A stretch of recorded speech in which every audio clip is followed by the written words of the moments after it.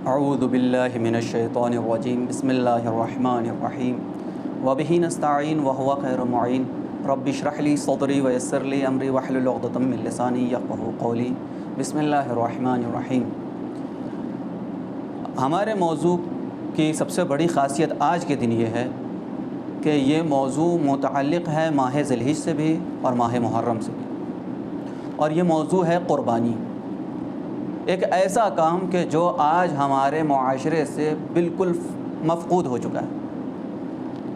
حقیقت یہ ہے کہ آج ہمارا معاشرہ قربانی نام دیتا ہے اپنی مصلحتوں کا، اپنی مصلحتوں کو قربانی کا نام دے کر کے، اور دوسرے لفظوں میں اگر میں کہوں کہ ہم اپنے فائدے کو دیکھتے ہیں، اگر ہمارا فائدہ نظر آتا ہے اس میں تبھی ہم قربانی دینے کو تیار ہوتے ہیں، اور وہ بھی اس شرط کے ساتھ کہ قربانی ہماری وہ کم ہونی چاہیے، فائدہ ہمارا زیادہ ہونا چاہیے۔ اور حقیقت بتا رہے ہیں آپ سب کو، اس میں پروردگار کی ذات کی شمولیت نہ کے برابر ہے، خلوص نہ کے برابر ہے۔ ایک حقیقت آپ کے سامنے یہاں پر، چونکہ محرم کا مہینہ بھی قریب ہے اس لیے بتانے جا رہا ہوں کہ آج ہمارے معاشرے میں چاہے وہ صنف علماء ہو یا صنف عوام ہو یا صنف عمرا ہو یا صنف غربا ہو، یہ سب کے سب اصناف ایک دوسرے کو برداشت نہیں کر پا رہے ہیں۔ علماء ہیں تو وہ ایک دوسرے کو برداشت نہیں کر پا رہے ہیں، عمرا ہیں تو وہ ایک دوسرے کو برداشت نہیں کر پا رہے ہیں، اور غریب جو ایک زمانے میں ایک دوسرے کے بڑے معین و مددگار ہوا کرتے تھے، حوالہ دیا کرتے تھے لوگ کہ بھائی جب غریب تھے تو بڑے اچھے تھے، آپس میں مل جل کے رہتے تھے، اب وہ بھی برداشت نہیں کر پا رہے ایک دوسرے کو۔ عوام الناس میں بھی ایک دوسرے کو لوگ برداشت نہیں کر پا رہے ہیں۔ آپ نے اکثر تقریروں میں یہ بات سنی ہوگی کہ لوگ اب مجلسوں کو یہ نہیں کہتے کہ امام حسین کی مجلسیں، کہتے ہیں کہ ہماری مجلس میں تشریف لائیے گا، آپ ہمارے یہاں مجلس میں تشریف نہیں لائے۔ یہ جو جملہ ہے ہمارے ضمیر اور ہمارے اندرونی معاملات کو ظاہر کرتے ہیں۔ یہ سارے جملے، ہمارے یہاں کی مجلس آپ کی وجہ سے خراب ہو گئی، ہمارے یہاں تو بڑے اچھے ذاکر آئے، یہ سارے جملے بتاتے ہیں کہ مجلس نہ پروردگار کے لیے ہو رہی ہے، نہ امام حسین کے لیے ہو رہی ہے، نہ جناب سیدہ کے لیے ہو رہی ہے، یہ مجلس ہم اپنے لیے کر رہے ہیں۔ لہٰذا یہ کب ہو پائے گا؟ جب ہم قربانی دینا سیکھیں گے، اور قربانی کب دے پائیں گے؟ جب ہم ایک دوسرے کو برداشت کرنا سیکھیں گے۔ ہم برداشت نہیں کر پاتے ایک دوسرے کو، ہم رشتوں کو اپنے استعمال کرتے ہیں، اور یہ حقیقت ہے۔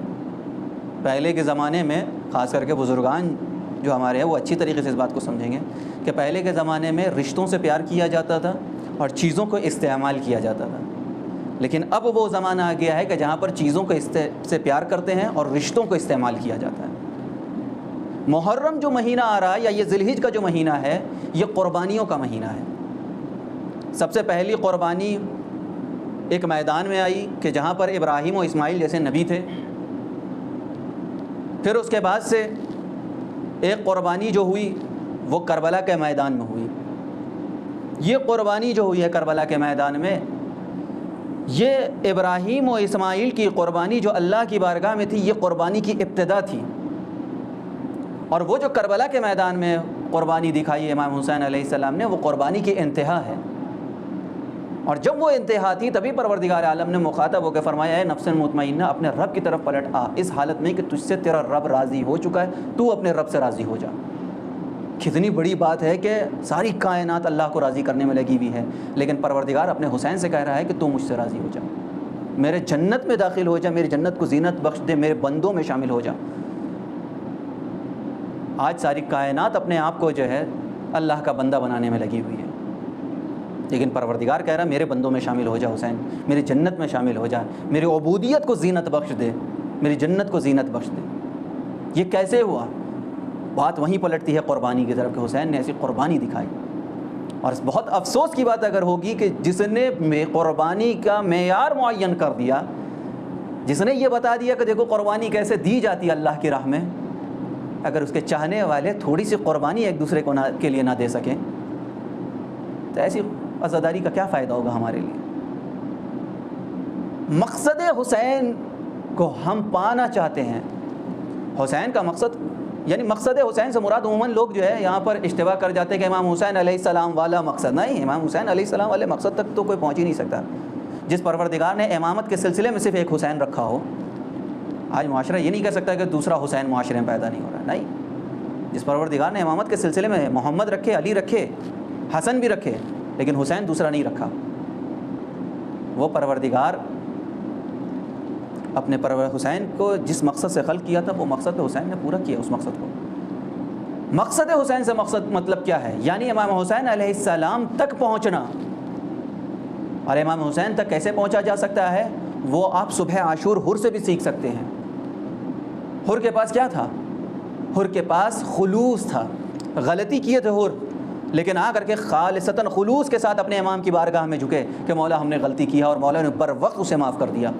یہ دلیل ہے ہمارے سامنے کہ اگر ہم پوری زندگی بھی دشمن کی فوج میں رہیں، لیکن اگر آخری وقت میں آ کر کے اپنے امام کی بارگاہ میں خلوص سے کہیں کہ مولا ہم نے غلطی کی ہے، تو وہ امام جب دشمن کو اپنے معاف کر سکتے ہیں، کیا اپنے دوست کو معاف نہیں کریں گے؟ کیا اپنے چاہنے والے کو معاف نہیں کریں گے؟ لیکن شرط یہی ہے کہ جب اس غلطی سے، اس دشمنی سے تم لوٹ کر کے آؤ دوستی کی طرف، تو پلٹ کر کے اب اس دشمنی کی طرف نہ جاؤ، اس گناہ کی طرف نہ جاؤ، یہ شرط ہے۔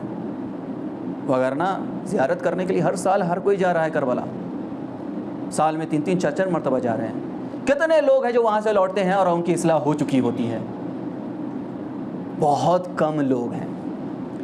لہٰذا اگر ہم چاہتے ہیں کہ محرم کے آمد کو اپنے لیے منور اور لائق برکت بنائیں، تو قربانی کے لیے تیار ہو جائیے اور اپنے آپ کو امام حسین علیہ السلام کی راہ میں قربان کیجیے۔